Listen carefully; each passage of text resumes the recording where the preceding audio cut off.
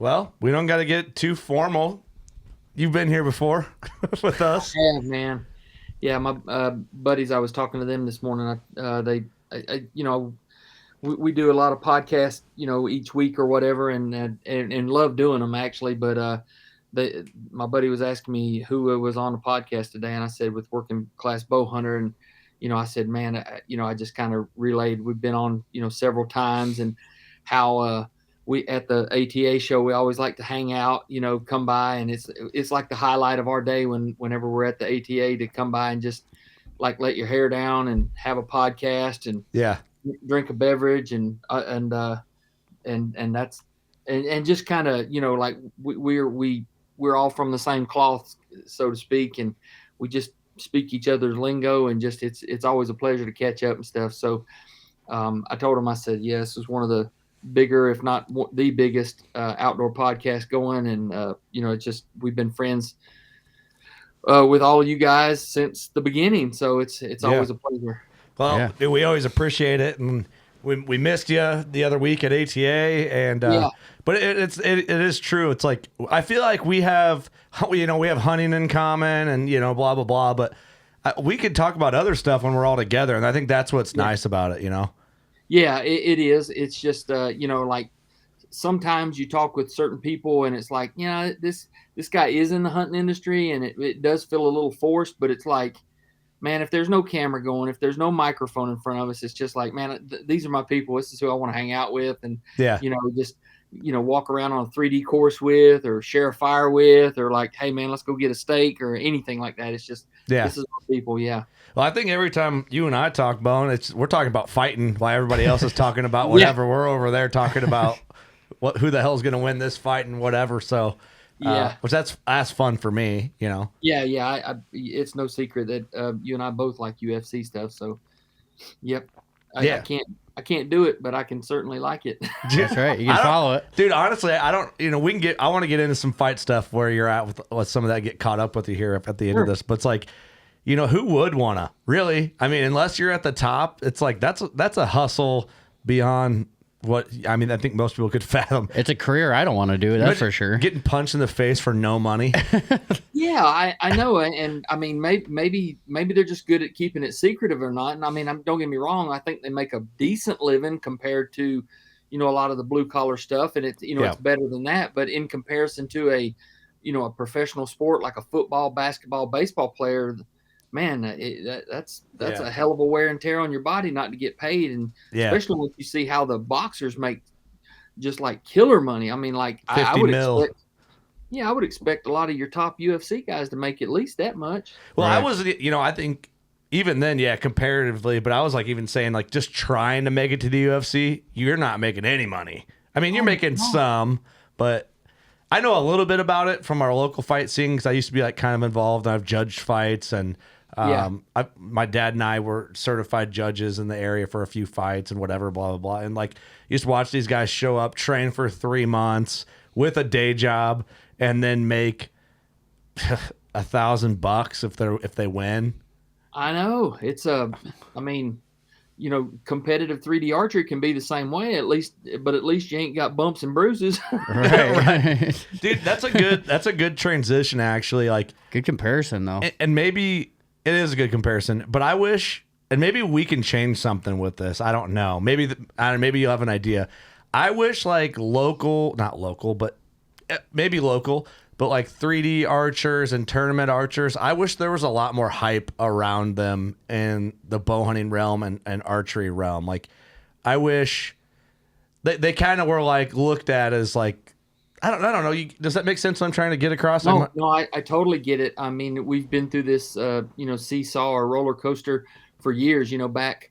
I don't know if it's been talked about or you guys remember, but like when I shot tournaments, all through the 90s is when I shot and traveled and so much, long before transitioning into doing something, hunting wise. Well, I hunted, but television hunting wise, so to speak. But, the prize money was way higher back then. Like in 92, 3, 4, 5, 6, 7, first place for most all your tournaments was a guaranteed $10,000 each tournament. And and the world champion would get $30,000 first place, and the shooter of the year got 50,000.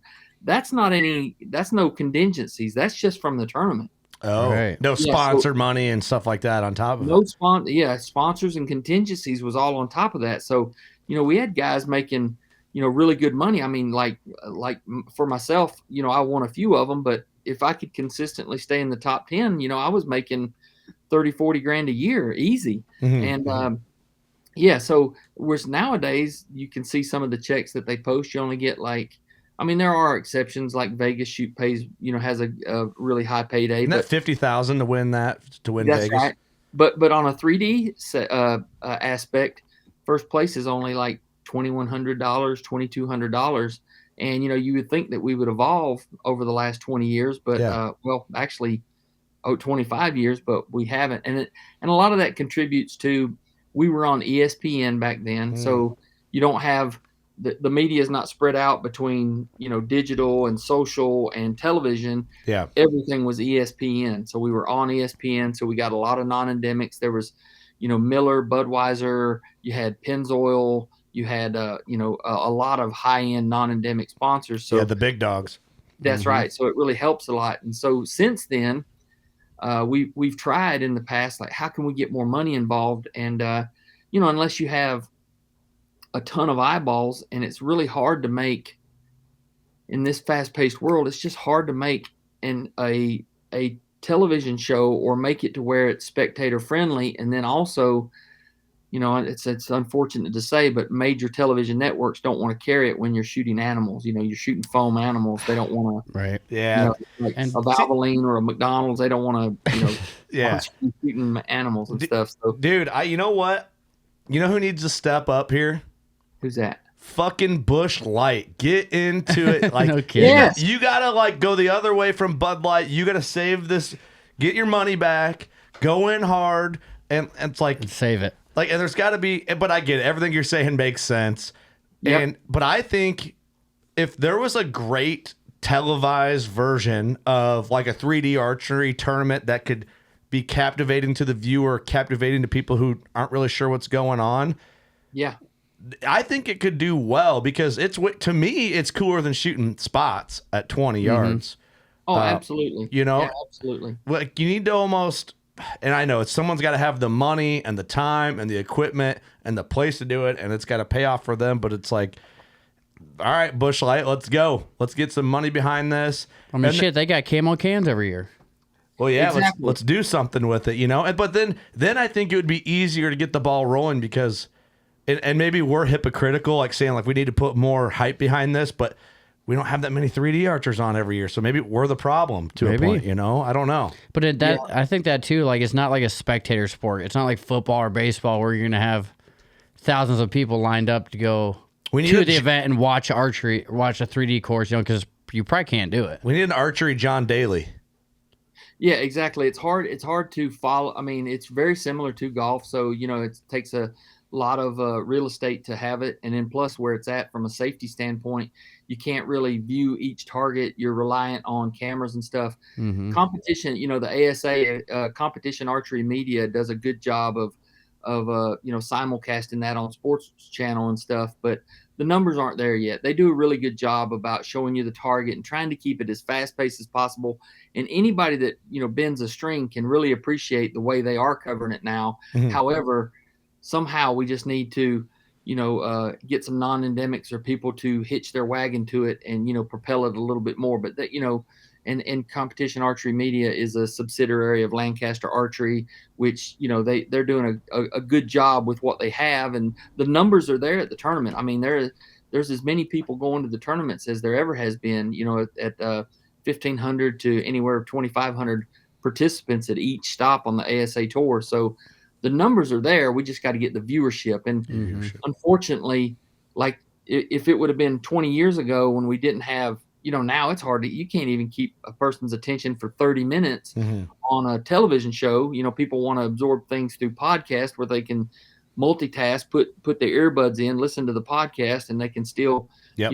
cook supper and stuff. And then we don't even watch TV shows anymore. We put a football game and we scroll through our phone. And then if something, we hear we hear something exciting happens, we put our phone on, rewind it, and watch what was exciting. So we're multitasking. So to say you're going to get somebody to watch a 30-minute TV show of exciting archery action, man, it's a big hurdle to jump over. For sure. That is tough. But I mean, we see that 100%. Like if you look at our video podcast numbers on YouTube, you would think, what are those guys wasting their time for? But then you see our audio numbers, and it's like people, you know, we're to the people that are at work listening or driving a truck or doing whatever in the archery shop doing whatever. It is completely two different realms when you compare the numbers. Like it is not even in comparison.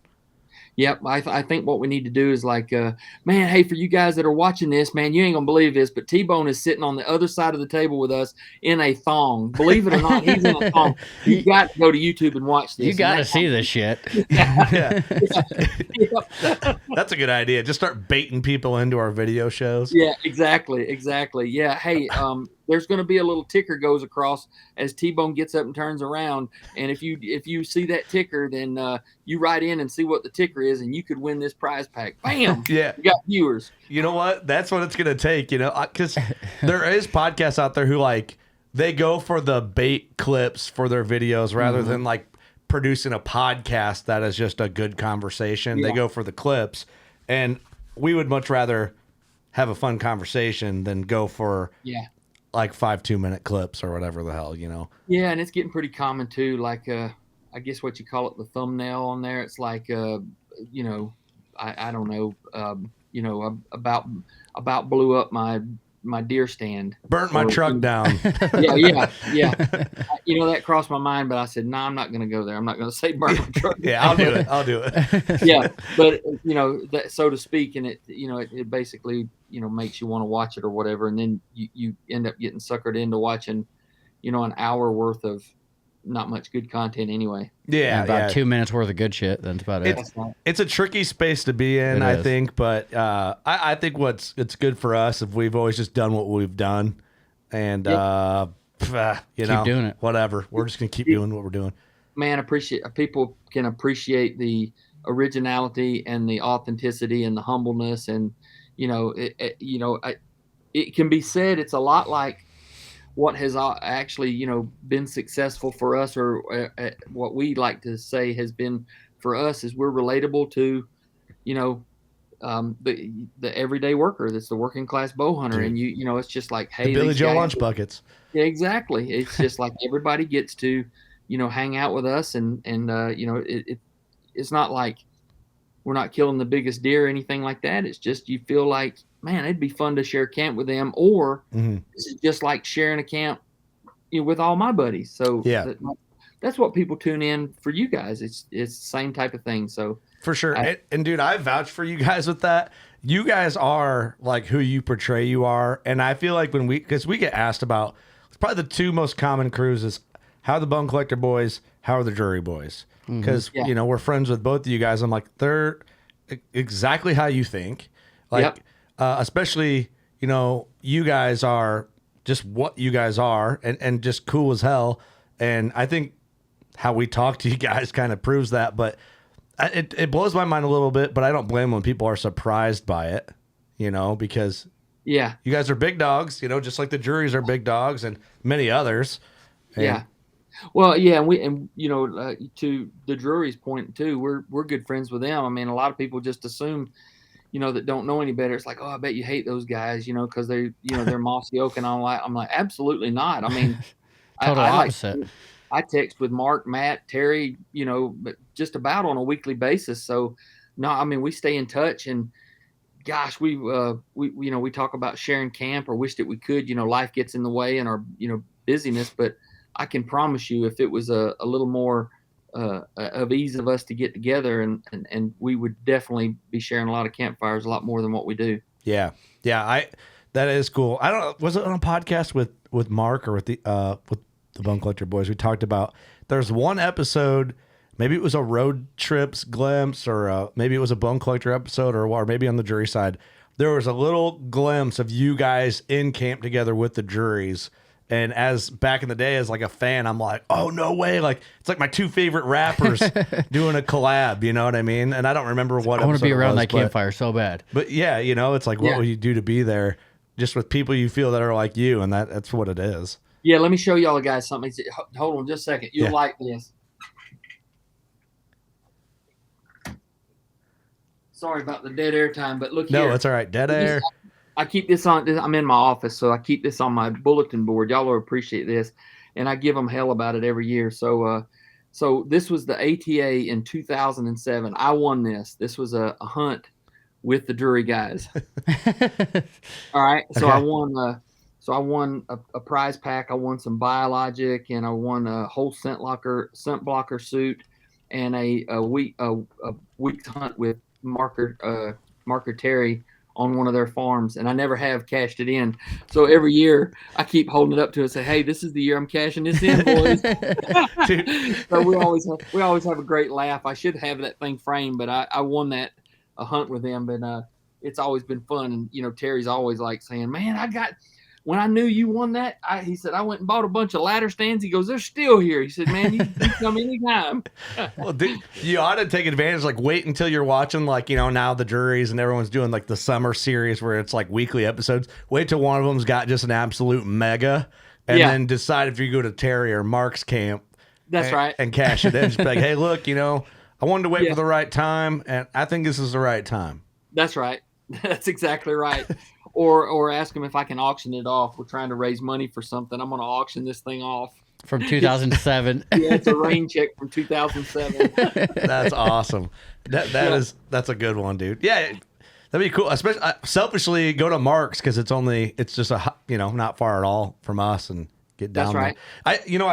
I still one of these days when we get our new bows and just like drive down to you and podcast with you in person and just like come hang out down there. I know we've talked about that in the past, but you guys are welcome anytime, man. I'd be glad to see y'all and hang out. And you know, Waddell just lives not even 30 minutes down the road. We could knock a few little things out. It would be a good time for sure. We need to plan that for sure. Just roll into Waddy's with a case of Busch Light and catch them off guard. Don't tell them we're coming. Just show up. That would be fun, man. We ought to do that. Probably like next late spring next year, like after turkeys, early summer, we ought to. Yeah, he runs so wild during. I mean, like he is really worn out by the time May gets here through turkey season. Because I mean, don't get me wrong, he's busy. He stays on the road a lot, but you know, him being noted as a turkey guy, I mean, he gets so invited to so many hunts and calling for so many different people, even more so than what we even film or even document. So yeah, he is strung out from say middle of March till the middle of May. But yeah, or it might be something that we do just after the shows, you know, like maybe February or something when weather's so bad up there for you guys, y'all come down and take advantage of what we got down here. Yeah, no, that would be perfect. That would be fun. We got to do that. We need to put that on the calendar. Just come down one weekend or whatever. But that would be cool. Dude, speaking of like just being busy, you guys are always busy. We're busy, busier than ever, which is a good problem. But I saw you knocking shit over, deflating some lungs this season.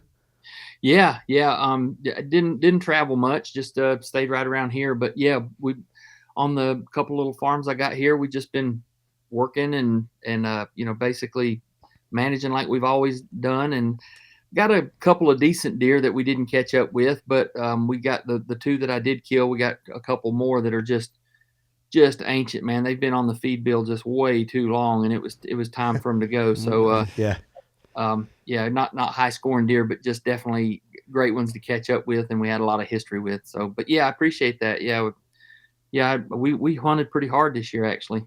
Yeah, I love seeing you knock them over. I love watching all the videos of like you tinkering with archery stuff. Those are some of my favorites. Oh, for sure. Do you think you shoot your bow more now with your life changing scenario, or do you think it's the same or less? Or yeah, I probably do now, just because I've got more time to do so. Mm-hmm. I mean, but back of course in the 90s and early 2000s, I probably shot the most because I was competing and stuff. But yeah, certainly since late Realtree road trip days and since Bone Collector, I probably have shot more in the last 2 years than I have on a normal yearly basis, just because I have more time and I got a range set up here at the house. So yeah, working on them and setting up bows for, for close friends and celebrities and such like that. So yeah, I've been shooting quite a lot. We do a thing.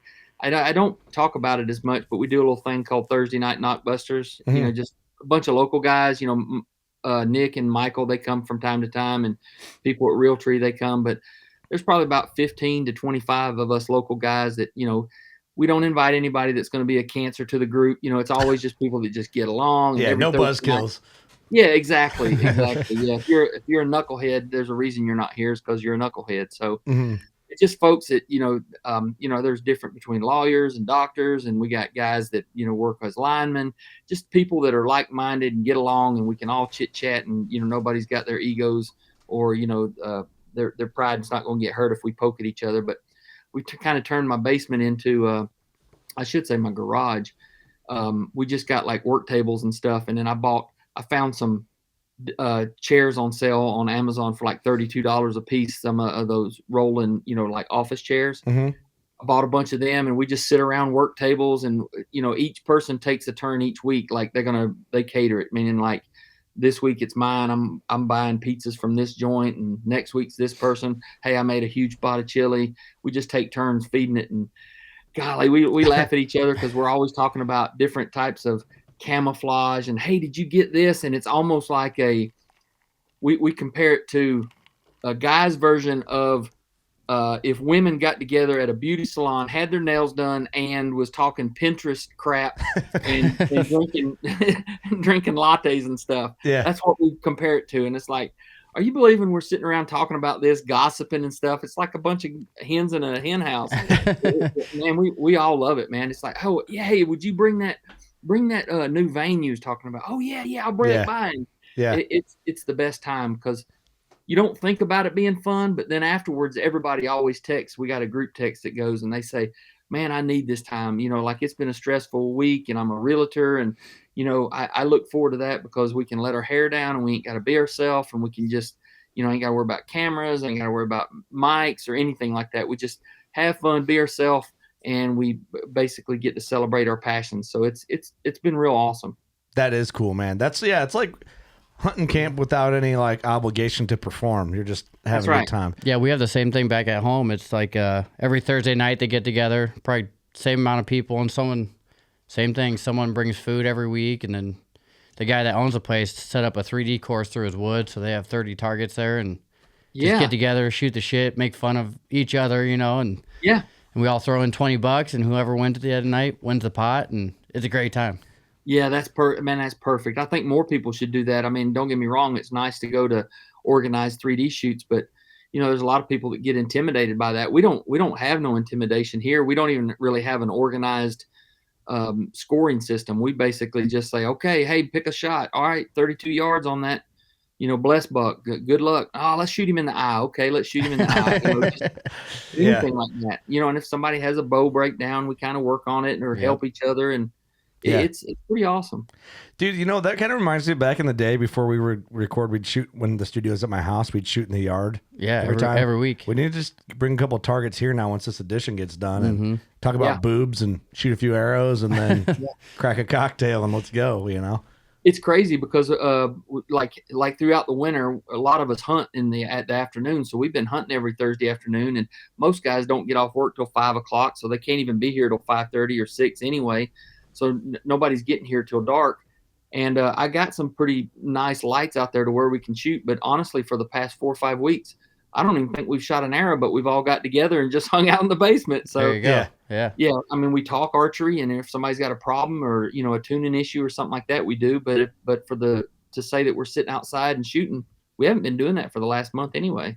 Yeah. Right. See, that makes it even cooler, man. Like, you guys are that shows you got good friends, good people. I mean, that's kind of why we started this, to be honest with you, because, we would talk about hunting during hunting season. And we're like, well, let's get together once a week and just shoot the shit about hunting.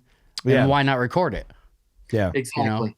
Yeah. It gave us a reason to we kind of held each other accountable to get together once a week, Yeah, exactly. And it's just, it's good, honest, hey, get away. It's not like you're, we're not going to strip joints. We're not going, and we're doing good, wholesome stuff. I mean, something that your kids and your wife and everybody can be proud of, it's like, hey, he needs that. No different than I need my girl time, or the kids need their little league. Dad needs some dad time, so that's what we're Yeah. doing. Right. For sure. Dude, we got to get you here to the studio one of these days, man. We are I'll do it. we're set up for you. We are. Yeah. We got you set up. You can get in here and Promise you, if I'm anywhere close, I'm coming. yeah, no, we got to do that. We definitely have to. Something you talk about like tuning bows and stuff all the time. I love anytime you do an archery related video. Like first one I can think of is you're talking about those mega meat heads and how you JB welded some of the blades together. Like I just like watching you talk archery stuff. Like it's Just intriguing. tinker with shit. Yeah, it just catches it's captivating when you talk about it and the why and how. I appreciate that, man. A lot of people tell me that. I've got to do more of it. I really do. I mean, because I have so many ideas, like I don't film it or anything like that because I'm like, nah, man, that's just so elementary. But every time I do that, I say I'm going to put it out there anyway. Everybody seems to love it. I mean, even if it's just real simple stuff. But Yeah. I just got to do a better job of that. And especially with my situation changing, that is on the docket to do more of that kind of stuff. At least once a week or so, put out something that's archery related, a background, because I just assume that anybody that shot for a little while knows these things, but man, there's thousands of people out there that haven't heard all this stuff, and they're trying to consume good stuff. And I hope that I come across as non-arrogant or just basically a scratching your head type of, I'm a pro and con kind of guy. Here's the pros, here's the cons. I'm not telling you to go down one way or another. It's just, this is how it's worked for me. Hopefully it can work for you. I hope that that's the way it comes across. It does come across that way. It's Yeah. for sure the furthest thing from arrogant. I think, man, you could break it down. Even it's a good refresher for guys that have been shooting for a long time. Like, all right, I'm going to talk to you about my method of aiming. Do you come down from the top? Do you come up from the bottom? Like, Just simple stuff. all that stuff. Like, hey, this is how I do a D loop. This is the release I like. This is all that stuff. I think when you break it down, because no one's going to argue with your archery knowledge, and you have such a good way of like putting it across as just kind of like, here it is. Yeah. Learn from it or don't. It's not, hopefully it's not offensive or talking down to, or it's just sharing it. It's like, maybe not talking to someone. It's basically like, here, get on my shoulder, and this is how we're going to do this. Yeah. See, and that's what I like too, because I know a guy that built his own bow press 2 years ago, but hasn't learned how to use it yet. Yeah. Who is that, Eric? This guy. I think you and I talked about that, Eric. Yep. I mean, I'm like, I'm all for it. I'm like, I'm going to build my own bow press. I'm going to learn how to do it. Still haven't done it yet. It's embarrassing that we don't know how to like fully set up a bow on our own. I'm embarrassed by it. Oh, for sure. Oh, well, I mean, it's intimidating though. Yeah. Well, it can be. I mean, because there's a lot. I mean, it's just you got to try. So many times people work on stuff and they're like, I don't want to move it, but just this. Just remember, you can always go backwards. I guess I'm intimidated by computer stuff, because I'm like, I don't want to click two buttons. I can't get back. But anything you do on the archery wise, take an old bow. I encourage people, don't shoot the bow don't work on the bow that you have now. Everybody's probably, especially in your guys' position, you probably got a backup bow that's 4 or 5 years old. Do the work on that. Say, hey, I'm going to reserve this string on this bow. That's how I learned. Is basically just doing it. Yeah, a little bit more advanced than me. I said, I'm going to reserve my bow that's 4 years old. I'm not going to mess with my main number one bow that's ready to go. You always have a bow that's ready to go at always times, but then take the other one and say, what I'm going to do is I'm going to try to advance the time and see how the bow points by putting one wheel ahead of the other one and just see how it works. Yeah, that's good advice. That's good advice. What we really need to do is like, Josh McDaniel's not too far, but he's busy. But, even our buddies, Snortweed, Scotty, or Ross, like, hey, man, let's set up this new bow. I'm going to do it, and you're going to just full-blown hold my hand through the process. Well, because that's how I learn. Like, I have to physically do it. Like, I can watch a video 1,000 times, and I'm just kind of... You're a picture book type of guy. I'm in La La Land. Like, I didn't learn shit on that. Like, physically show me how to do it, I'll have it right away. Yeah. That's why I was terrible in school, because I couldn't pay attention. Oh, man, hey, me too. Seriously, I can't read instructions or follow it. If you got owner's manuals on stuff, I'm the world's worst at that. I can watch a video and do pretty good, but the best thing is hands-on. Just like let me screw it up a couple of times and I'm on it. Yep. Yeah, it's something we should know. But, too, it's always like we've always had – it's kind of nice to have a guy. Like Ross has been our guy, and like we go down there and do all that. But Oh, yeah, and everybody can't do that. I mean, that's been my life, so that is it. So like, here I'm intimidated about welding, but Eric just jumps in there and blazes away. He can make anything you need as far as that goes. But everybody's specialized in something. It just so happened, archery is kind of in my wheelhouse. So everybody has things that they're awesome at, and that's what makes us all tick. So you take care and handle what you can in the categories that you're good at, and then you rely on others to help you through it. Yeah. But some people are like, they don't want to drive their car unless they're the ones that change their oil, or they don't want to shoot the bow unless, I think this guy got it right, but do I know he got it right? There's a lot of people that can be extremely anal and just need that, the confidence wise. It's like, I worked on it. I know it. If it's broke, it's because I'm the one that broke it. Yeah. Yep. Yeah. They No, need that. I get that 100%. We've been fortunate enough where we have a guy, like we've never just, well, hell, since we started the podcast last 8-9 years, we haven't just dropped off a bow at a random shop like, hey, I need this done. Like, we always have a dude who knows what we want and what hunts we're going on. Yeah. So we've been fortunate there. Like, we took our bows to Josh McDaniel, or you ship your bows to Josh, and Yep, Josh sets them up, and it's as good as it could be anywhere Without being there. Yeah. So we've been fortunate enough in that situation. So maybe we've just been spoiled. We've been enabled We have been. not to have to learn, And I told Ross that too. I'm like, next bow I get, I'm coming down on a Saturday and we're spending all day, and you're going to show me how to do it. Well, then he gets busy. I get busy. And I'm like, okay, I'll just drop it off and you get to it when you get to it. Yeah, and that's a it's good to aspire to do that, but it's also good, and hats off to all the independent retailers across the country, because God love the mom and pop shop. That is who we are, and that's something that the mass merchants that you're never going to be able to duplicate. Amazon's not going to be able to duplicate the service and the intenseness that you have from an archery pro shop, a mom and pop shop, so to speak. Yeah. You got to have that. It's a cross between kind of NASCAR and getting a tailor-made suit. It has to fit you perfectly. And fortunately, there are a lot of great independent shops that are trustworthy across here. So I would encourage, people to support those local shops so that you have a place to frequent and you can have those chit chats. You gain so much more by going to an archery pro shop than just getting your stuff worked on. It's the hanging out, the camaraderie, the fellowship. It's just another way of sharing that. You can't do that when you go to a Bass Pro shop. You don't get that same atmosphere, Right. or you can't do that from buying something off of line. You need to go there. So, I guess I bleed a little bit more for the independent retailer because I was one for so many years, but Yeah. I highly, highly recommend everybody listening to go to your, and support all you can your independent retailers, and pat them on the back for the knowledge that they have, especially if it's a good, reputable shop. Yeah, we're fortunate in our area. We have a shop now. Yep. Where Really good shop. When we started the podcast, really wasn't a shop locally that was awesome. We always went, like we went to the Bone Shed for the longest time, and that was an hour and a half drive. Not really far, but it's not right here. Our local shop now, though, is really good. I've probably taken 4 or 5 bows there to get set up, and they do an amazing job. Yeah, and they just started carrying Elite. Yep. Yeah. So we can start plugging them a little more, I guess, now in the future this year. So That's right. I wonder what ever happened to Tim Kitts and then Poppy. I haven't seen or heard anything from them in a while. I wonder. Poppy went to, I don't know about Tim. I know he moved, but I honestly hadn't heard from him. And then Poppy went and managed a shop in Champaign area called Momentum. Yeah, I remember that.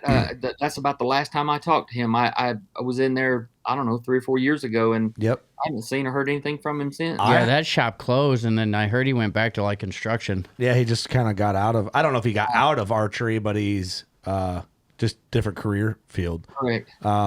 Which the Bone Shed, and I guess what I'll call its heyday, when we were there all the time, was awesome. Yeah, shit, we were going there once a month. Yeah, for a while there, weekly. Yeah. Just to hang out.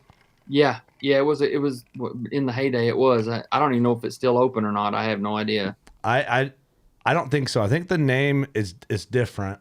Yeah, I don't know. If it is open, but I don't know. I hadn't heard or really thought about it Till now for a while. Yeah. yeah. We haven't. We've totally severed ties with them. We haven't had anything to do with them in quite some time. So Yeah, because it was like the Bone Collector bow shop, really. Yeah. For a bit, yep. but it was a good shop. Why it was there and Yeah, it was awesome. Yeah, everything worked out. I don't know how many elites we sold through that place.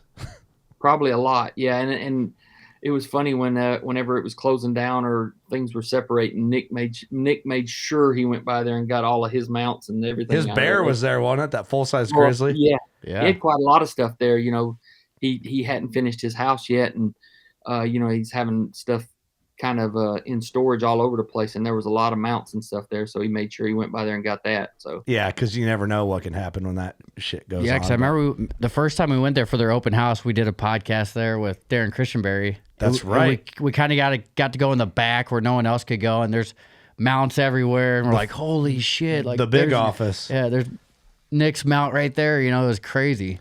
yeah, First time we met Darren Christianberry, and we had all started shooting elites at the time. We're not affiliated with Elite on a At all. business level at all, but we were all into the 3D archery, not the tournament scene, but in the 3D archery scene, local clubs and stuff. And Darren was there, and Darren was like the elite guy, And Oh, yeah. and yeah, so we podcasted in the main office there at the Bone Shed. That was funny. cool. Yeah, completely botched all the audio because we didn't know what we were doing. but- I've been friends with Darren for a long time. I mean, like well over 25 years. So we've shot tournaments for a while. Yeah, he is a good egg, boy. Mhm. Is he Good the dude. nicest dude in archery? It just makes you want to throw up. He's so nice. It really is. Yeah. Yeah, I told him we need to get a few battle scars on him. At least we get a little dirt on you, man. You need some skeletons in your closet, Darren. Right? We'll talk him into go getting a tattoo with us or Yeah. something, just bad influence on him. Exactly. We were doing a podcast with Darren every year, and I feel so bad that we haven't, but I was talking to Larry Mack, and I'm like, dude, we got to get Darren back on. Like that'd have be to. a fun one because he'd probably be like, wow, you guys haven't changed. You're still just drunk idiots. Good to see you. I guess we'll spare him Steve, for an episode. Right. Yeah. There you go. When's the last time you talked to our Stevie Mo? Because Steve's still around. He's still in and out of this place, so you know. No, I know. I haven't talked to him in quite some time, but I mean, he sends me stuff through direct message, and we share stuff back and forth all the time. Yeah. So it's anything having to do with WWE or any wrestling, something other. I think I'm gonna surprise him because I'm a little bit of a fan, but nothing like what he is. And I'd send him something. I'm like, I got him stumped right there, and he'll come back and he'll tell me all about it. He watched it when it was and everything. I'm like, dude, you're like a professional wrestling savant, man. I'm telling you.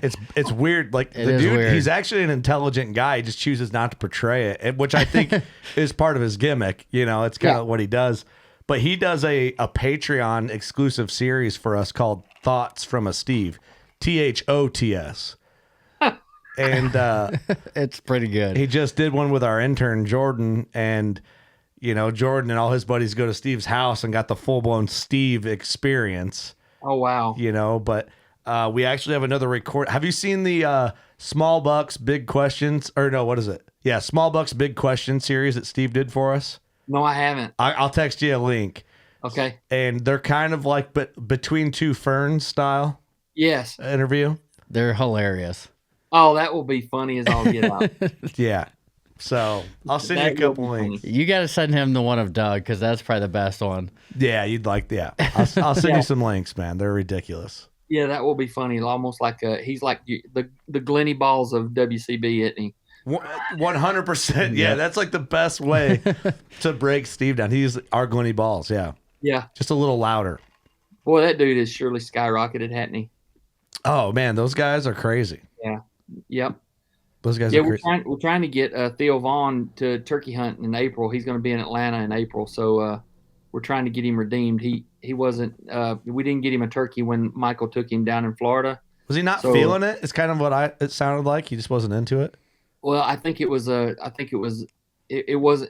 I think he was going through some stuff. Not going through some stuff. I shouldn't say that, but just like he was wore out. You know what I mean? He was Yeah. just looking for some time down. So yeah, he's definitely open to it. I was hoping that we could get him down here deer hunting because I think I think deer hunting, in a blind, just to get your feet wet is going to be a lot better introduction into hunting and outdoors than running and gunning like, Waddell putting you through the trenches in South Florida and sweating your balls off. So I couldn't imagine sitting in a blind with Theo Vaughn for 10 minutes. Oh, dude. I couldn't even imagine. God, he is so quick-witted, isn't he? Oh my! I was listening to him on the way here with Shane I had him Gillis. playing his interview with Sexy Red. Yep. Was playing in here, and it's like the dude cracks me up because he'll be like, "What's that? Let me think." And then he looks down, and then he comes up with something out of his ass. You're like, "What do you think of that?" Like, him and Steve together would be dangerous. Oh, yeah. It would be. He's so quick-witted. Yeah, actually, I seen that him and Shane Gillis did another one. Shane Gillis is another one I'm really digging right now. That's what I was listening to on the way here, and I mean, I was laughing my ass off all the way here. What kills me about Shane Gillis? Sorry, Bonham, and cut you off, but Shane Gillis is a long lost WCB member. He is. Yeah, he's one of us. Yeah, no, I agree. I mean, I love his humor, and I mean, it's actually, they talk about how he didn't make Saturday Night Live and didn't get on there. Honestly, I think that's been a blessing. Mm-hmm. That's been 100%. Because of that and the news of that, it's almost like a huge springboard for him and his career. So I don't think it's been a hindrance whatsoever. I think it's good. I listened to that when he talked about it on Rogan, and I was just kind of like, of course it would suck at the time because you don't know what the future holds, but Sure. yeah, it worked out for him. And I always wondered because we say wild shit, like wild shit. I actually just heard, I don't know if I should say this publicly, but fuck it, I'll do it anyway.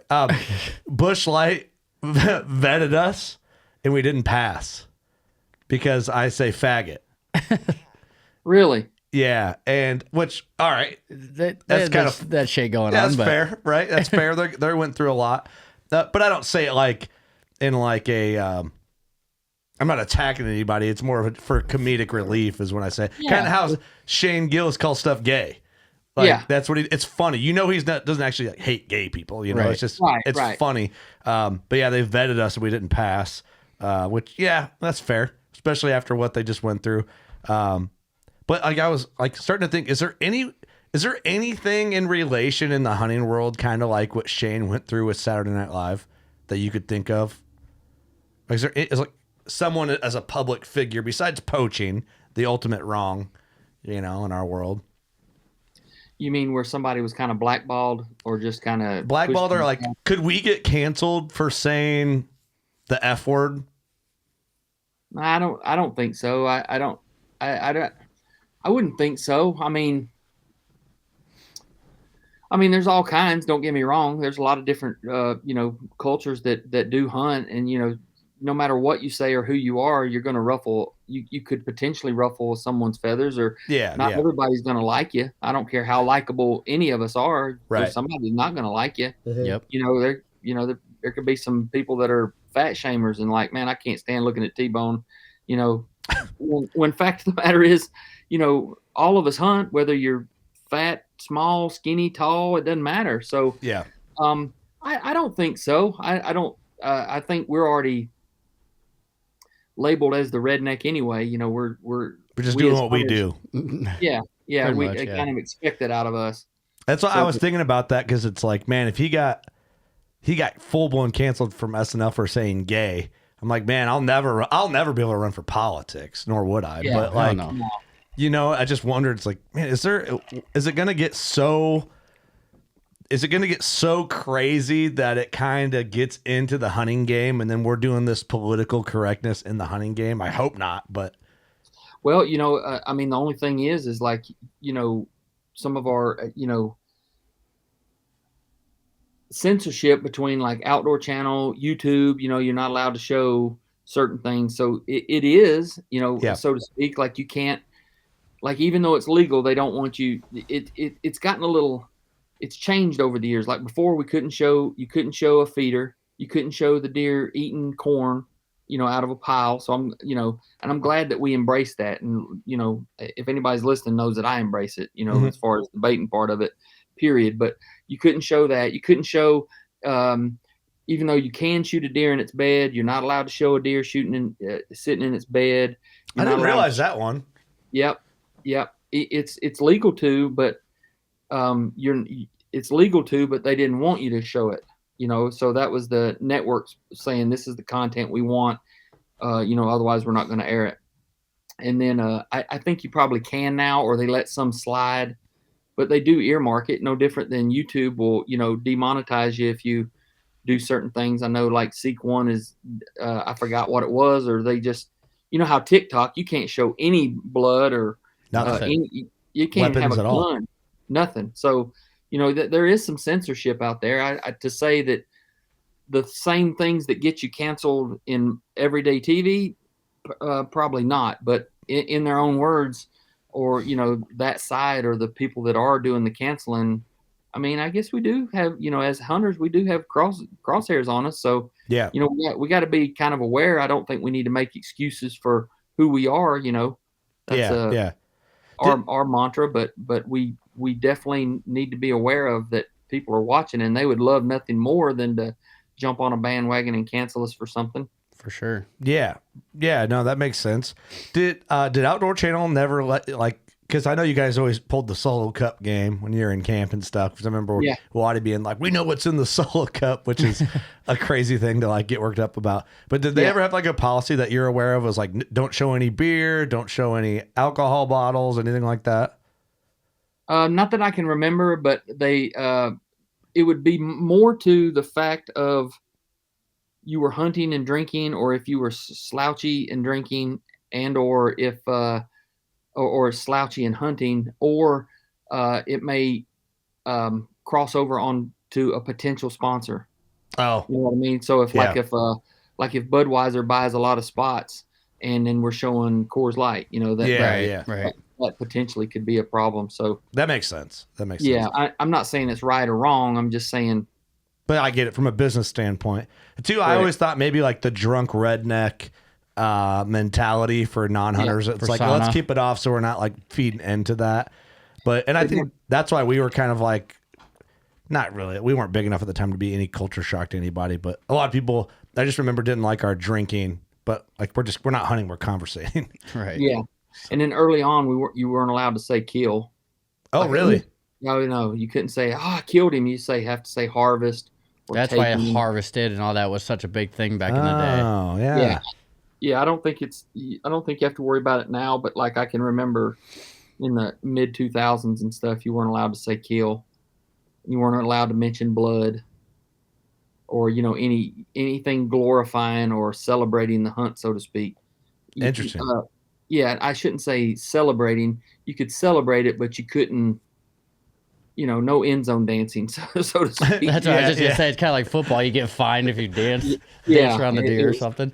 It was a lot like that, but it's not so much anymore. The last 10 years hadn't been that way, but yeah, I mean, from time to time, they would definitely have a certain, I'm not saying they're bad. They're just trying to run a company and I get what they're trying to do, but Yeah. it's a shame that it has to be that way, but it is.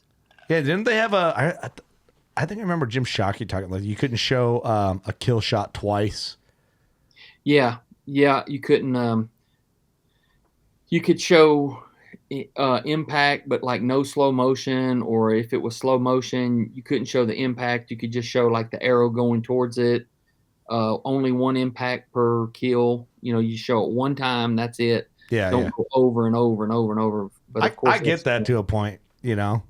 Yeah, I do. But from an educational standpoint, if I'm watching to learn and be a better hunter, I want to see how that deer reacted, because we all know, guys come back to camp and say, "Oh man, I hit that deer great." And if it wasn't on camera, you think you did good, but we all know that there's about a minute window that we all black out when an animal comes in. It's like, wait a minute, what happened? What did I pull the trigger? Did I punch? Did I use the right pin? You don't remember. You're on autopilot. Yeah, did I look through the peep?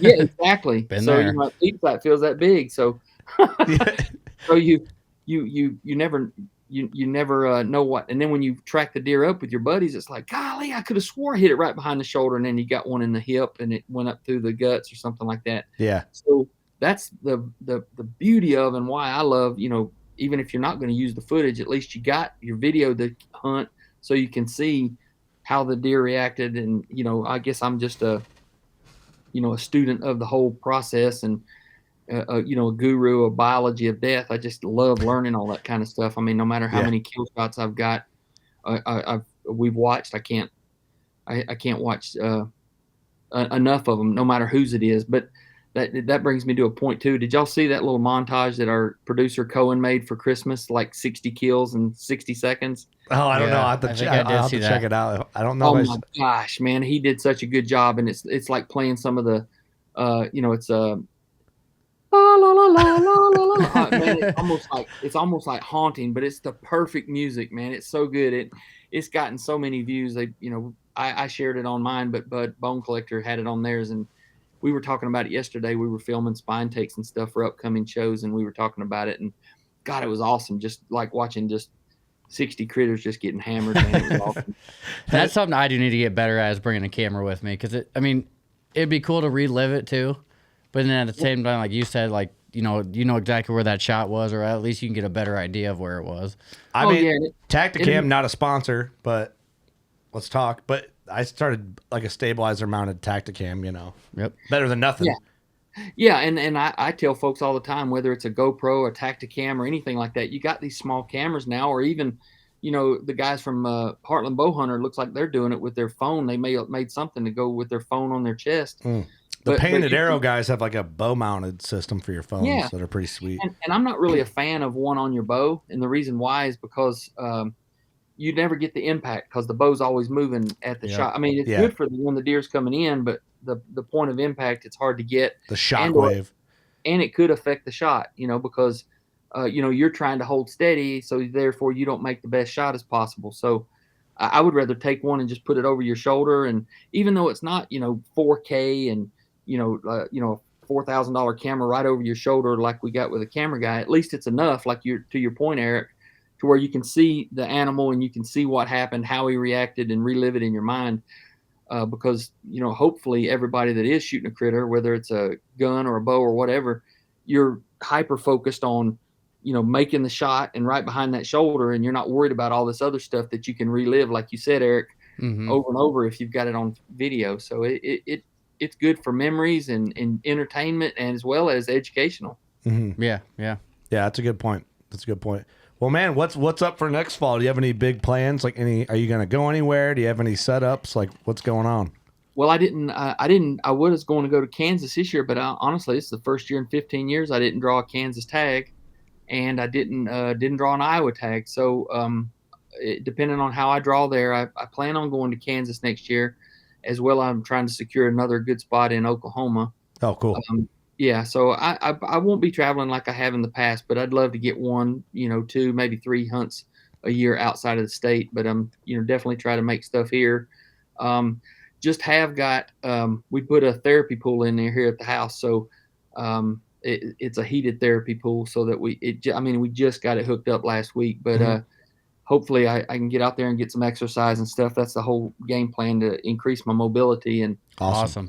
lose some weight so that it's easier to travel. And I got a confidence factor of traveling. Yeah. So Yeah. that's what we're working on. Yeah. Cancer wise, just to give a real quick update. Yeah. Every 4 months I go for they don't ever like to say cancer free till you're 5 years out or more, but no sign of no cancer since February 7th will be 2 years. So Awesome.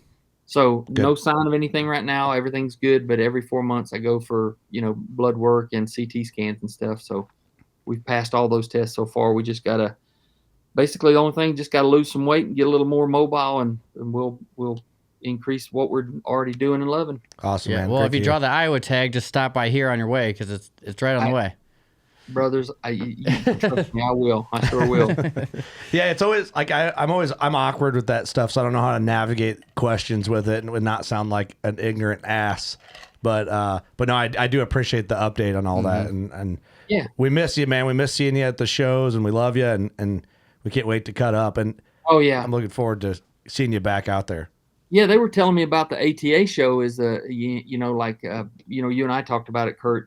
Us doing this right after the ATA show, but judging from what I've seen and talking to Waddell and them, like attendance, since COVID has been down quite a bit. However, it seems like efficiently those dealers that are coming are writing some orders, so it's Mm-hmm. Yeah. it's being pretty efficient that wise. But as far as like the the mass of people and stuff, it's down a little bit. So, Yeah. but I always love it. I mean, I always tell everybody if it was 4 days, I'd love to go 2 days just as a fan, not recognizable, go around and just like guru into all the new products and stuff, and then take 2 more days, and just, do business that we have. But, Yeah.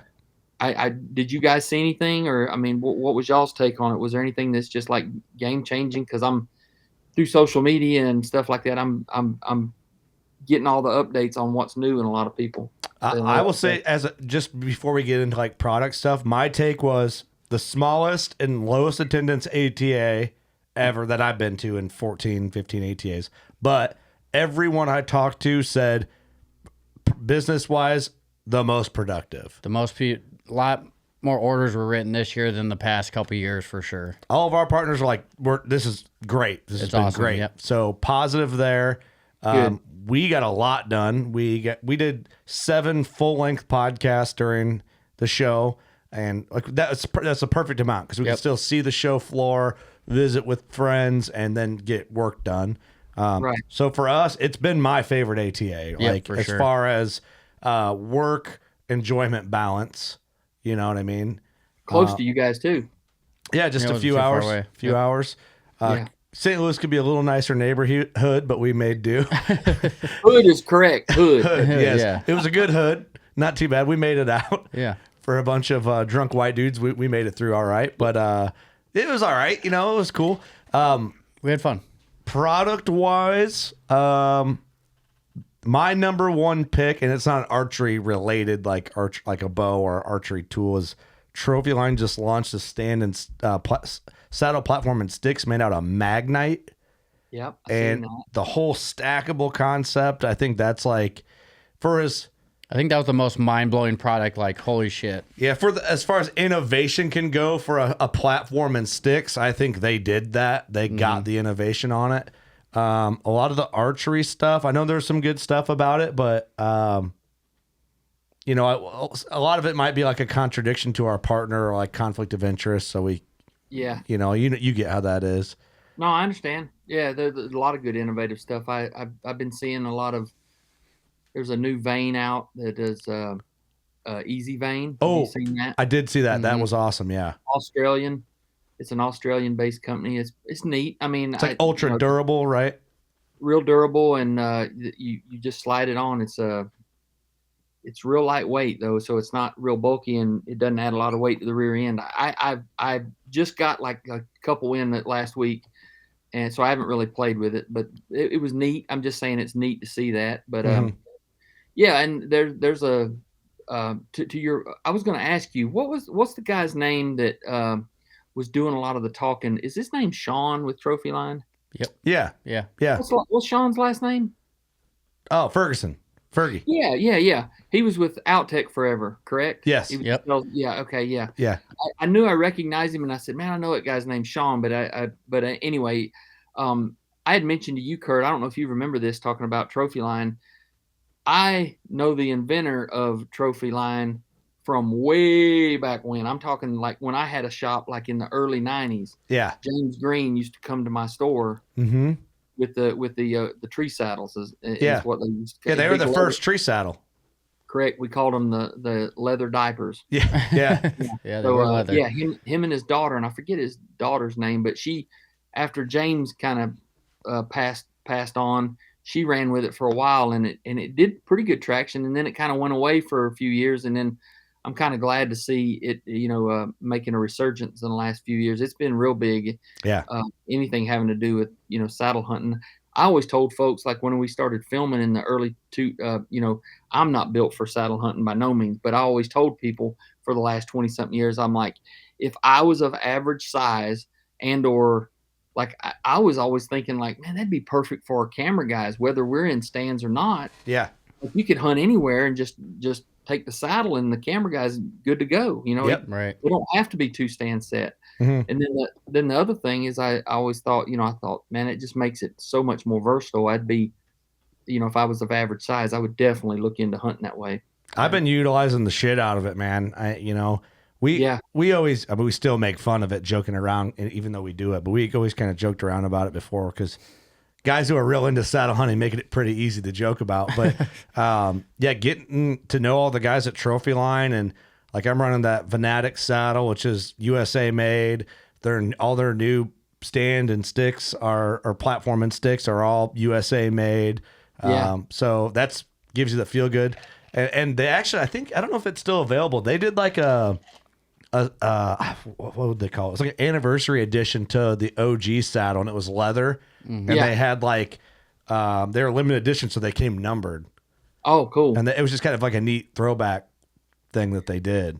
Yeah, and James Green, his background was horses and saddles and stuff, so that's where that came from. As Oh. being he had a tack shop, so that's why he worked with leather quite a bit, and that's where he come up with makes that. sense. Yeah, yeah. And that's why they call it Well- a saddle. Yeah, and he'd come down to the shop and he'd give demonstrations and stuff, and and everybody'd be like, "Oh, wow!" I mean, you got to understand this was 25 years ago or more, nearly 30 years ago, and he was like, you'd hear it make noise with the leather as you'd roll around the tree, and he'd go, "Rah," how leather does, and Oh, yeah. Yeah. he would show you how to quieten it up with saddle soap, and, Oh. and yeah, and you got to condition it just like a ball glove. Yep. Yeah. Because it was all leather, but just some of the early days. But it was really neat. It's neat to see. I mean, it just shows how damn old I am. But 30 years in, like a guy that used to show up and like strap onto a tree in the back of my shop with a leather diaper on, and now, man, it's like revolutionary. It just Right. Yeah.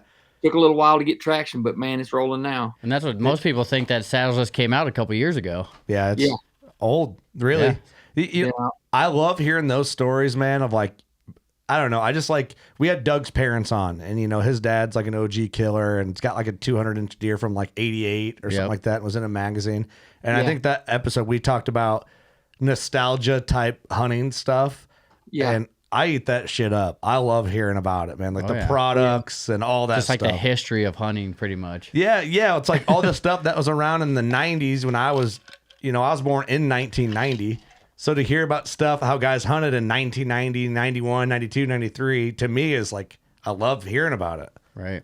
Oh, that's crazy. We long before trail cameras. Have y'all heard about trail timers? Yeah, Oh, I yeah. love that. I love the idea of it. Yeah, you stretch a string across a trail and it would stop it and it let you know what time something crossed that trail. You Yeah. didn't know what it was, just something that crossed it and tripped it. Eric, go grab What- that over there. On yeah. top of that. Bone will know what this is. I doubt you ever use it because it's different camps, but But dude, you wouldn't believe the information. Like when you got that information, like at 5:15. thanks. Do you know what this? You know what this is? Oh yeah, that's one of the first trail cameras. Yeah, it's the prototype. Mark knew that I'm like into this Nostalgic stuff. nostalgic old. Oh. Like for me, I was 14, maybe 12, maybe 12 or younger, and he gave me this Wildlife Eye prototype with the original box and the original set of 35 millimeter photo shoot Yep. photos they took with Terry. in That the thing's day. never been used. I'm sure probably. it's been used, but it's Oh. all.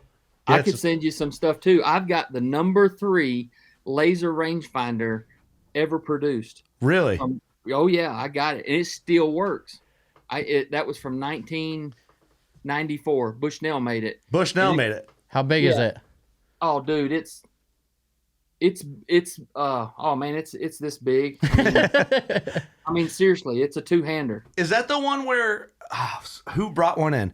Our buddy Gino, because he had a trail timer. One of them had a trail timer, and they Yeah. brought in a trail timer, and that was blue. There'd be a raccoon walking through it, Yeah. And then he had, I think it was Gino or Mark had an old trail cam. Didn't you have to look through 2 lenses and like match up a number? Oh yeah, that was before. That was before. This was the first laser. Now Oh. the rangefinder, this was you had you would look. It would be 2 visions. So you'd look at something like a tree, and then you focus it until it was focused, and then you look on the focus ring, and then you like get it focused, and then you look on top, and then it would tell you what yardage it was. Oh my That gosh. sounds But it was like so only- much fiddle farting around. Oh, but it was only like accurate within 5 yards. But hey, that's all we had, All right. They Yeah. use it for golf too.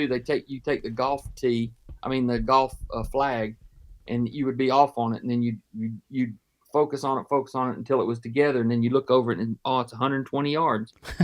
Oh my gosh. But back then we thought that was, I mean, and actually they accused people in 3D archery of cheating that way you would mark your binoculars. So you take regular binoculars Mhm. and you look at the target, and then you basically you roll the focus to where it's out of focus, and then you mark it, then you roll it until it's in focus, and then in focus people would take stripes and put on there, and when the target was in focus it would be 32 yards, and then if it was at 40 yards you'd have to roll it again, bring it in focus, and then you look at your focus ring and you'd have witness marks down through there, and the witness marks tell you how far it was. That's brilliant.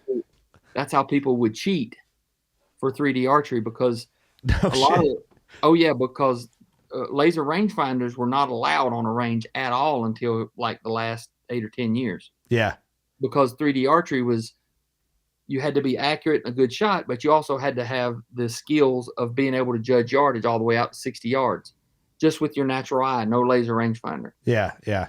I was excited about the laser rangefinder because I was using it for, of course I was going to use it for hunting, but I was more excited about it as a training aid so that I could perfect my craft of judging distance in the early 90s.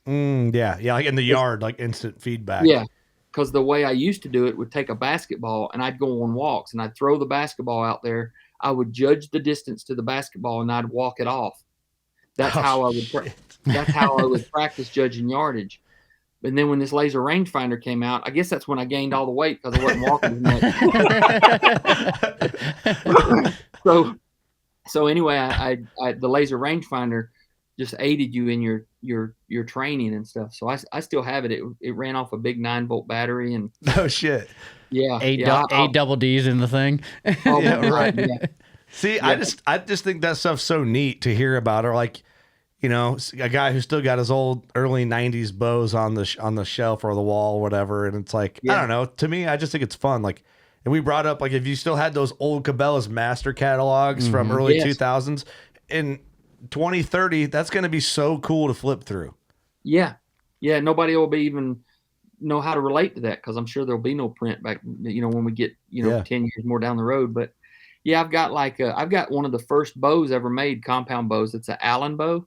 Oh yeah, like the brand Allen that they make. Yeah. Correct. Is built in 71, 72. I got one of those, and I got the bow that I won the world championships with in 91. And, a lot of those old bows, I keep all that stuff. So it's So pretty cool. neat to look at it and see how, we're really lucky as far as that goes. If you look in the last 50 years, there has been a lot of inventions, not just in hunting, but like cell phones. I mean, we're in an era of the last 50 years that a lot has changed Oh yeah. within, lifestyles and societies, but certainly in hunting, we get asked all the time on podcasts or interviews and stuff like that. What would you say is the most game-changing invention in the last, naturally everybody's going to say the bow, of course, but Mhm. really in the last 20 years, I would say the trail camera is number one. Yeah. And number two would be the laser rangefinder. Mhm. Those two are right up there at the top of the list of things that have changed that has made deer hunting, I'm not going to say easier. It's never easier, but boy, it is a wealth of knowledge, and it makes you a lot more proficient for sure. Mhm. Yeah, definitely. Well, it's Yeah. crazy. Yeah, the thing of the scope and things and how fast. Like what we were talking were we at dinner at ATA talking about this? We're like talking about way back in past. I was like, yeah, that's only like 2 people ago. Yeah, we're Like talking. I can't remember what like we're the talking about. frontier of the Wild West is like 2.5 people ago. Yeah. Like Yeah. really, like full lives, maybe 3. Yeah. That's not that long ago. No. No. It seems You like it'd be should- like 1,000 years ago. And you got to think know. before like 1900, everything was kind of the same beyond that, Like a lot of shit has changed in the last 100 years or whatever. Yeah, you're exactly right. Yeah, you're talking about that being a 35 millimeter camera. I mean, a lot of the guys probably listening to the podcast don't even realize, you used to have to take the camera roll to the drugstore, or even I can remember before trail cameras, my mom would take pictures and we'd have to mail it off, and it'd take like 3 weeks to get your pictures back. Some dude in a room with red lights had to like Yes. develop them. Yeah. Oh yeah. Yeah. So, but I'll tell you this funny. I got to tell you this funny story. We on my property here when I first bought it, we had tournaments because I had a store. So we used to set the tournaments here. I had a trail camera. only could afford one, and I had one, and we, once it would fill up, it'd take 30 pictures is all you'd get, and then you'd have to take them to the drugstore, and then you'd leave them there, and they'd have 1 day photo, and then you'd have to pay for them, and you hope you get something good. Yeah. You might only get 2 deer pictures, and the rest are squirrels, and you're like, golly, what a waste. Yeah. Well, then they started doing, if you don't like the pictures, you don't have to pay for them. So like if you had 2 rolls of film you dropped off, and you only had 2 pictures, you only have to pay for 2 pictures, which was not good business on their Especially with a trail camera. Yeah. So we were setting targets. This was I had a trail camera out, and we were setting targets, and I wasn't with the guys. We'd get together and we'd all go set the course for the upcoming weekend. And this is like on a Wednesday or so. Well, there's a guy in our group named John, and he's a bigger guy as well. And they seen my trail camera out in the woods. So he walks over there in front of it, butt first, drops his pants down to his ankles, and going to moon the target, of course. Uh-huh. He's probably about 5 or 6, 7 yards out in front of it, not like right up on it. So he's out a little bit, and he bends over. You can't tell who it is. All you can see is just a big old butt. So I didn't know that they done it. I had no idea. So I take the trail camera pictures to the local pharmacy to drop it off at the photo mat. Yeah.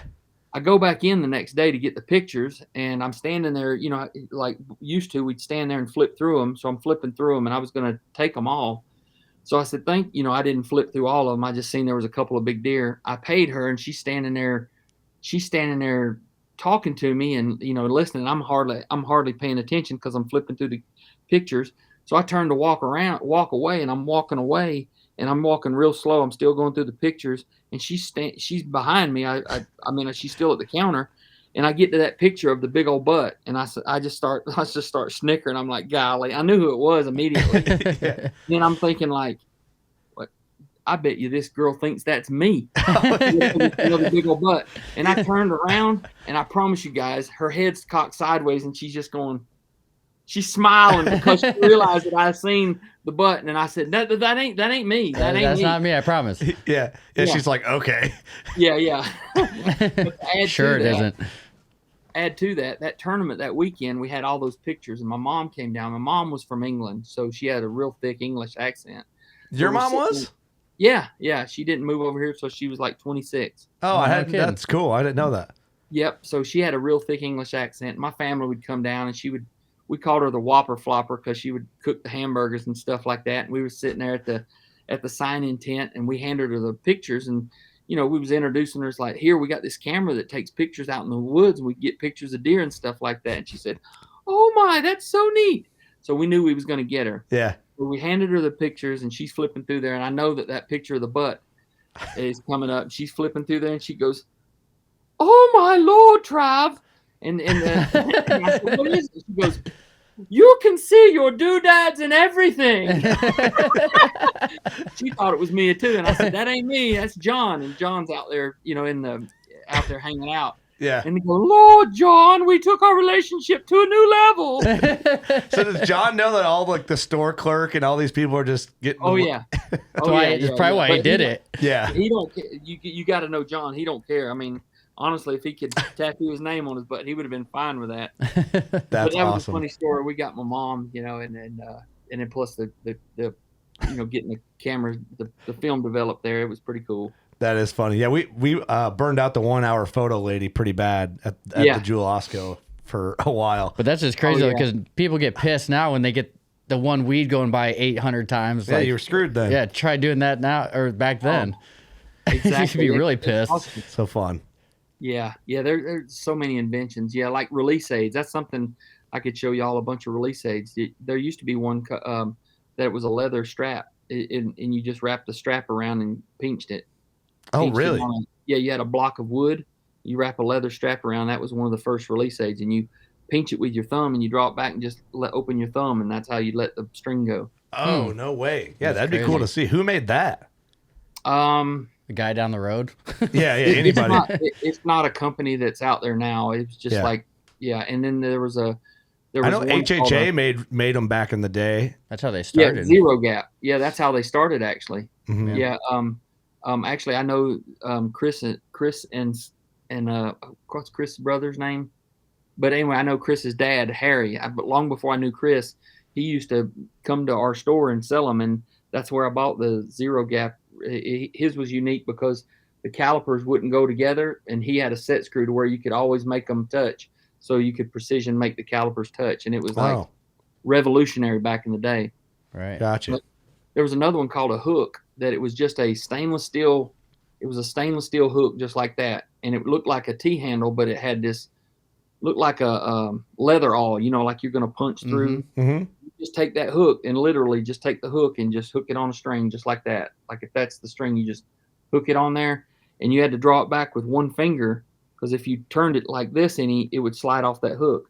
So you had to draw it back with one finger, and then as you rotated your hand just a little bit, kind of like a hinge release now. Yeah. Just rolled that hook back. It would just the hook wouldn't move. It was just a straight pin. Right.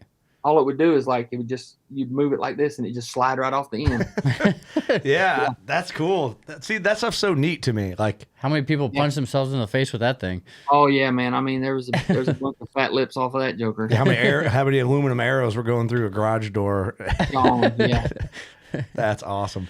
Well, Yeah. dude, all right, we got to close out the podcast with talking about some fights. Yeah. Who are you looking for? Bo Nickel's an animal all of a sudden. I'm looking forward to Yes. watching him a bunch. Absolutely. And he's a hunter. An outdoorsman. He's a hunter. He's an outdoorsman, and real proud about that. A lot of those guys are hunters and outdoorsmen. That's pretty awesome. Yeah, Bo Nichols. Did you happen to watch the podcast with Theo Vaughn and Sean Strickland? I watched parts of it. I didn't watch the full thing. I'm a Sean Strickland fan. I am too, from a fighter standpoint, but I'm worried about him as a human being and a well-being. I mean, somebody needs to keep close tabs on him. He's a little reckless. He is extremely reckless, man. The boy's got some issues, and yeah, I ain't hating on him because he's been through a lot, but nonetheless, I listened to his episode on Rogan, and I was like, whoa. Yeah, exactly. But what I do like is that he'll fight dudes that talk shit online. He'll invite them down to the gym. Yeah, because he loves sparring so much that he'll just give all these shit, and he wins. Yeah. Oh, I bet because he has that I have nothing to lose type attitude. So scary dude. Yes, very. I'm looking forward to him and Dubious. Mm-hmm. Yeah, their fight's coming up. So actually, it might be this weekend, isn't it? I'm lost on. I know when's 300. UFC 300 is coming up hot, right? Oh, it's June, isn't it? Yeah, May or June. International Fight Week. Yeah, I'm glad they got Jim Miller on that. They got him slated to be on that. That'll be good. Mm-hmm. We just interviewed Corey Anderson. Yep, great dude. Which he's not in the UFC anymore, but that dude's a killer. Yeah, and looking forward to John Jones getting healthy. And I'd say he probably don't have too many years left, but I'd like to see him fight a couple more times. And then I'm a fan. Yeah, looks like Connor's going to fight this. I feel like almost Connor's a little bit on the washed up side, as far as, he's rich as all get out, and he's still going to be fun to watch, but he's going to fight Chandler. Yep. Chandler's an animal. Yeah, he is. Yeah, I would think that Chandler would win that, but it's still going to be neat to watch, Yeah, it's Connor. You got to watch. Yeah, man. He definitely can. He's one of the best hype men ever. I'm a fanboy, dude. I'll be drinking Modelo's and freaking Proper 12 in there. Yeah. Getting my Irish accent on. Yep. Who the fookies these guys? Yeah, best line ever. Right. It's the best line ever. And Jeremy Stevens is a killer too. And and he was saying that. He's like, what did he say? I'm the baddest 145er of all time. You ever seen that highlight, Eric? I know you're less into fights. They're at a press conference and Jeremy Stevens is sitting up behind him. And he took his shot to kind of get Connor's attention, maybe for a fight for money, big money. And he goes, right here, I'm the hardest hitting motherfucker in the 45 division. And Connor just goes, who the fuck is that guy? Yeah. Awesome. And that was it. I've seen that clip before. Yeah. So, but I think you spell it Fook. Yeah, Fook. My apologies. Yeah, Fook. Yeah, who the fookies these guys? Yeah. But there's some good fights. Man, the knockout of Bryce Mitchell was kind of hard to watch. It was tough. We've got within the industry, we've got kind of a UFC like a group text. I'll pull you in on that, man. You'll love that. Oh yeah, I would love that. Yeah, Nate Hosey, Lake Pickle, a lot of the folks, Primos guys. Uh-huh. There's a lot of us that are in that. Rob Chalinsky. He runs Total Archery Challenge. Oh, cool. Oh, nice. Yeah. Yeah. I'd so- be all in on that. You know Rob? I don't know him. No, I don't know him. Yeah, but anyway, I'll pull you in on that, man. That'd be awesome. Yeah, because we all chime in. Who you got tonight? This, that, and the other. It's always a good time. Cool. We try when we're not on the road or doing something, whatever. We try to do fight parties here at the studio because we got the TV and the sound system and stuff now. We turn the lights down and Yep, yeah, I love it. have fun. Yep. So My wife loves it too, and honestly, it's probably one of the number one things that we like, to do together or can watch together. And I mean, like a lot of my friends think, oh yeah, she's a fan, she watches it, but not. I mean, like she can rattle off statistics, knockouts, quote back fights, and stuff like that. I mean, like she can hold her own as far as the that's pretty background. cool. Yeah, she loves it, absolutely loves it. I've been dabbling in BKFC a little bit. Yeah, I've watched it, nationally when every time Chad Mendez, I watched all his fights on there. But Yeah, it's so hard to follow all of them. you can't. UFC, yeah, There's probably just a million of them Dude, now. Mike Perry. Yeah, there's a million. Yeah, Mike Perry. That dude, it seems like he'd be a scary dude to be around. that's right. Mike What do you Perry. think- Go ahead. What do you think about the new slap? I don't get it. I don't either. It's not really. It's all about who goes first, isn't it? Kinda, yeah. I don't get it as. It's nowhere near like UFC. I mean, I know Dana's hyping it up that it's doing some really crazy numbers and stuff like that, but I don't know. That's I pure don't- violence. Yeah, I don't enjoy it as much. Especially, I don't like seeing two women slap each other like that. Man, that's rough. You know, Tim Sylvia, I don't know what league he's in. I can't remember, but he won. I don't know. I think he's only had one up to this point, but Yeah, I don't get it. I don't know how it works. I guess I've never watched like an event. You just watch the highlights and you hold that like foam bar behind your back, and then I don't know what they do. I don't know how you decide who goes first. But to me, I just look at them like, well, if I get my bell rung first, I'm already losing. yeah. There's a lot of luck of the draw. It seems like you damn sure better make that first one count. Right. I would rather watch because BKFC is bloody. It's like watching a dog fight almost. Like I would rather watch that than just people slap each other back and forth. I agree. There's competition. I mean, maybe there's some shit I don't understand about the slap stuff, but Yeah. There's a lot of different things that can happen in UFC and BK.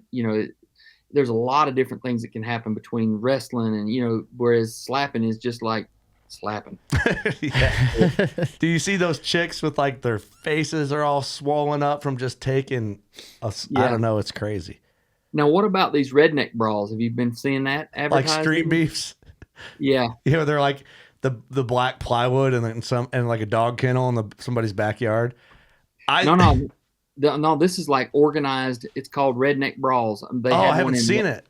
Yeah, they had one. It's organized. It's like just every guy. It's just like, they got several different weight classes, but it's just like the guy that loads your truck at the co-op talking crap about the guy in the next county over. But they always make it about state versus state, so that it's a You want to tune in. it'd be like Illinois against Iowa for you guys. It's like, oh man, you cross that river, I'm gonna send you back packing, boy. Yeah.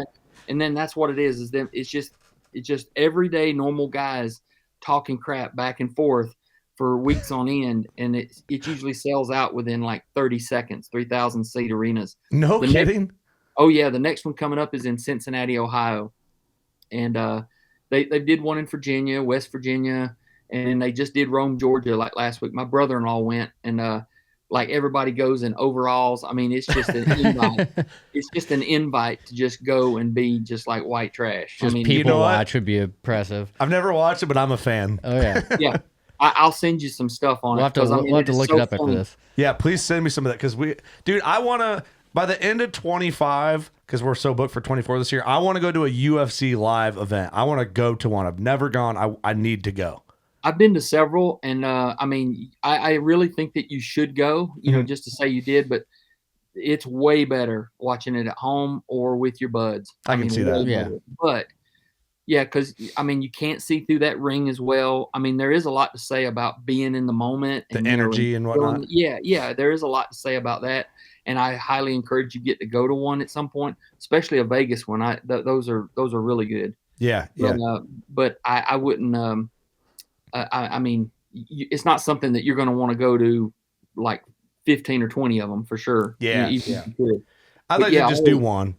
Yeah, yeah. I got to go to when Brock Lesnar's first one, him and Frank Mir. Oh, damn. You were at that fight? Yeah, I was at that fight, and actually Tim Sylvia, we was at it was at during SHOT Show, and he got us in to where we could. Well, he was fighting as well, but he got us in to see it there. So yeah, kidding. that was pretty cool. Yeah, Yeah, especially That's to awesome. make it an iconic type fight like that, you know? exactly. Well, you don't know at the time, but it turned out it was. Yeah. Yeah, for sure. That's cool, man. T-Bone, I always enjoy catching up with you, dude. It's yeah. always so much Man, fun. you guys are great, man. I mean, this ain't even like doing a podcast. This is just like catching up, and somebody just happened to press record on the darn. I forgot to hit record. I'm just kidding. I actually did hit the button. But well, that's what's like that. We just hit the button. It's like, we don't need to make this, Yeah, you know? Yeah, shoot the shit. So what's fun about it, man. Like I always say, you know, we're not really talking shit, but we're just together. We're just boys talking shit, you know, about anything and everything.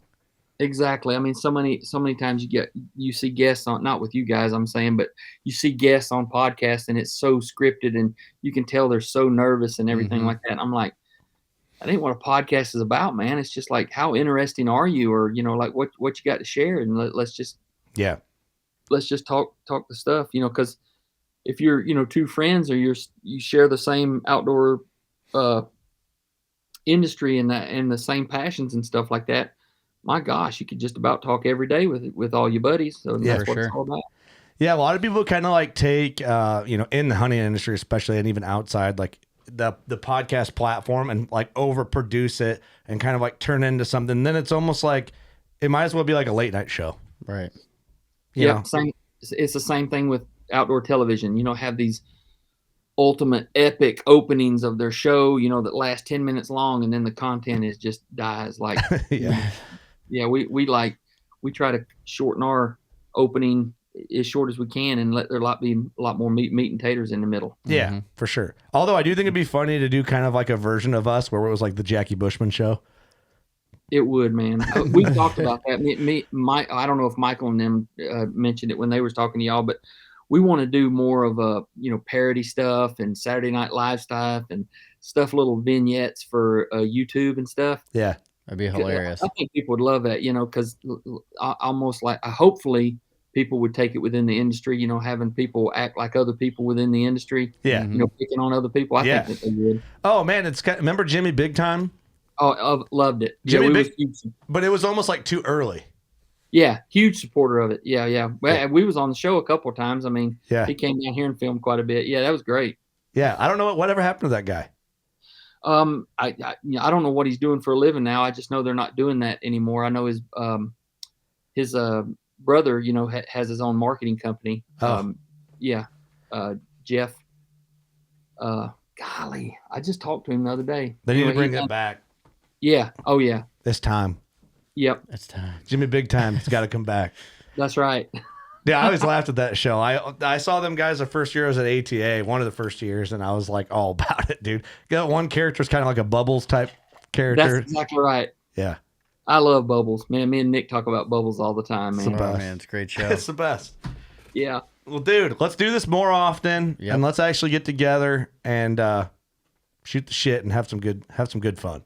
Man, anytime y'all need something, just let me know, guys. I appreciate it. Y'all welcome down here anytime, and y'all just keep knocking it out of the park, man. Just be yourself, keep your roots, and just keep on plowing, man. Yeah, appreciate it, Bone. Thanks, buddy. We're gonna try. Thank you, guys.